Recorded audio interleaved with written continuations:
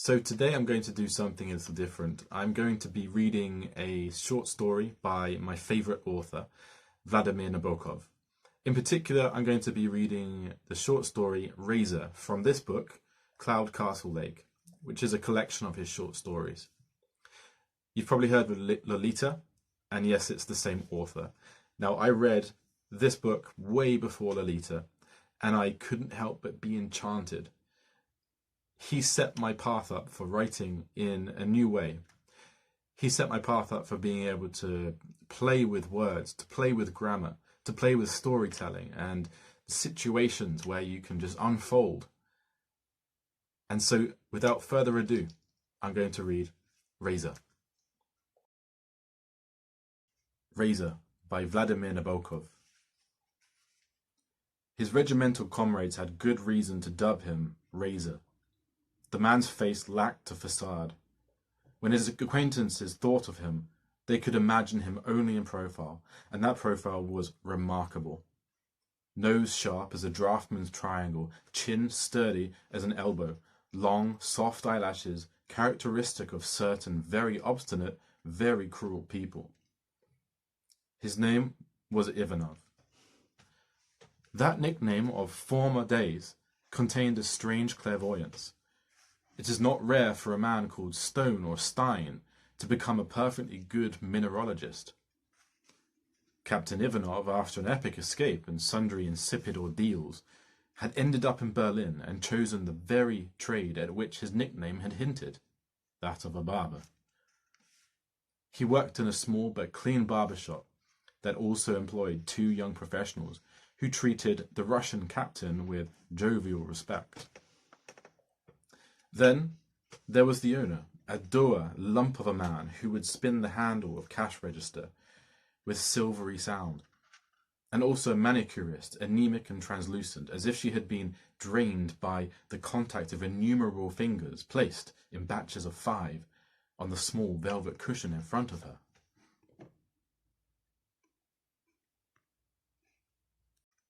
The newcomer's reflection appeared in all the mirrors at once.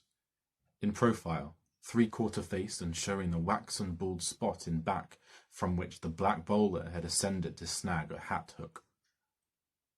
And when the man turned squarely towards the mirrors, which sparkled above marble surfaces, aglitter with green and gold scent bottles, Ivanov instantly recognized that mobile, puffy face, with the piercing little eyes and a plump mole by the right lobe of his nose. The gentleman silently sat down in front of the mirror, then, mumbling indistinctly, tapped his untidy cheek with a stubby finger, meaning, "I want to shave." In a kind of astonished haze, Ivanov spread a sheet over him, whipped up some tepid lather in a porcelain bowl, started brushing it onto the man's cheeks, rounded chin, upper lip, gingerly circumnavigated the mole, began rubbing in the foam with his index finger. But he did all this mechanically. So shaken was he by having encountered this person again. Now a flimsy white mask of soap covered the man's face up to his eyes, minuscule eyes that glittered like the tiny wheels of a watch movement. Ivanov had opened his razor and begun to sharpen it on a strap, when he recovered from his amazement and realized that this man was in his power. Then, bending over the waxy bald spot, he brought the blue blade close to the soapy mask and said softly, "My respects to you, comrade. How long has it been since you left our part of the world? No, don't move, please, or I might cut you prematurely." The glittering little wheels started moving faster, glanced at Ivanov's sharp profile, and stopped. Ivanov removed some excess flakes of lather with the blunt side of the razor and continued, "I remember you very well, comrade. Sorry if I find it distasteful to pronounce your name. I remember how you interrogated me some 6 years ago in Kharkov. I remember your signature, dear friend. But, as you see, I'm still alive." Then the following happened. The little eyes darted about, then suddenly shut tight, eyelids compressed like those of the savage who thought closing his eyes made him invisible. Ivanov tenderly moved his blade along the cold, rustling cheek. "We're absolutely done, comrade. Understand? One little slip of the razor, and right away there will be a good deal of blood. Here is what the carotid throbs. So there will be a good deal, even a great deal of blood. But first, I want your face decently shaved. And, besides, I have something to recount to you." Cautiously, with 2 fingers, Ivanov lifted the fleshy tip of the man's nose, and, with the same tenderness, began shaving above the upper lip.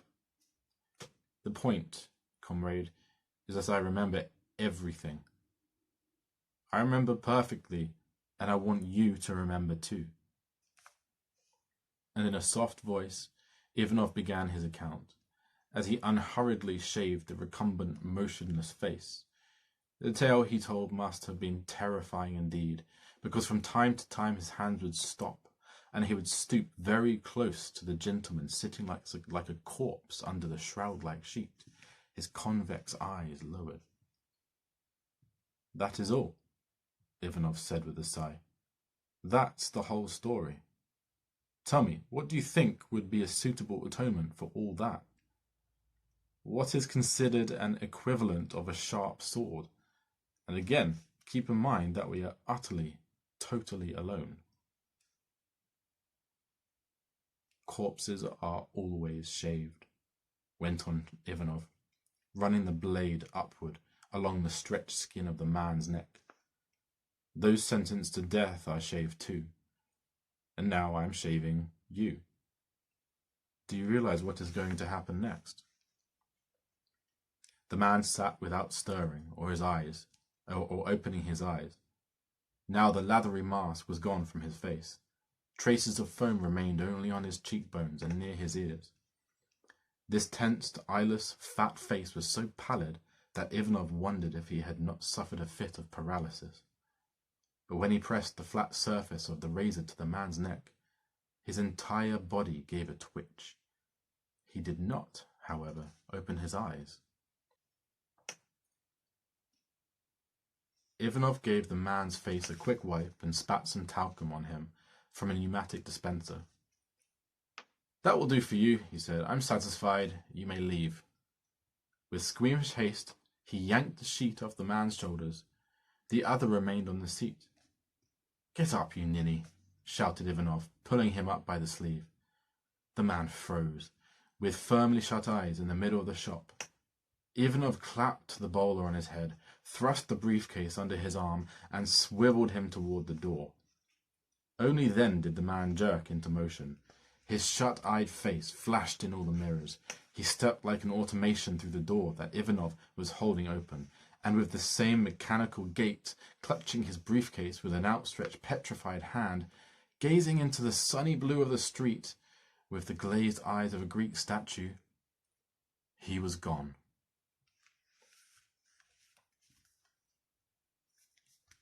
Razor by Vladimir Nabokov.